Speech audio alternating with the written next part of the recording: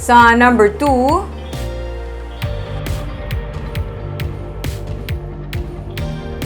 Anay Governor Lito Coscolluela ang nagpangayo sang pasaylo kay presidential candidate Ferdinand Marcos Jr. kag sa iya nga mga kapartido.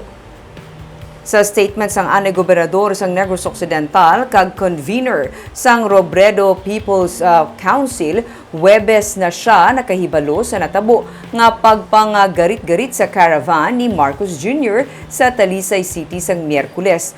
Luyag yaman usisaon ng insidente pero wala na siya sang tiyempo sa iya nga kasakuon. Pero paathag niya nga sa ilang nga grupo, ilang nga ginahaylo ang ilang nga mga volunteers nga magpakita sang maayo nga pamatasan sa mga kampanya. Nahang panyaman nga may mga tion nga indi mapunggan ang emosyon sang iban kag indi malikawan nga may mabuyan sila nga indi manami nga mga tinaga kag wala nila ini ginatolerar sa ilang mga supporters. Gani personal siya nga nagpangayo sang pasaylo kay Marcos Jr. kag sa iya kaupdanan sa natabo nga pagpanghaboy sang flyers. Si Talisay City Mayor Neil Lazares naman ginakasubo nga natabo ang ini nga insidente sa ilang mismo nga syudad. Wala kuno nila ginatolerar ang among nga mga pamatasan kag magahimo sa nga tikang matapos ang matulid nga investigasyon. Ang mga ginhimo sang isa ka Talisay nun, wala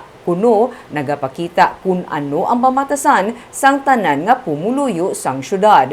Nagapadayo na ang ilang nga investigasyon kag nagapanawagan ang alkalde nga mangin responsable dapat ang tanan sa ilang nga mga pagpanggawi nga wala sang may malapakan nga kinamatarong sang iban man nga persona.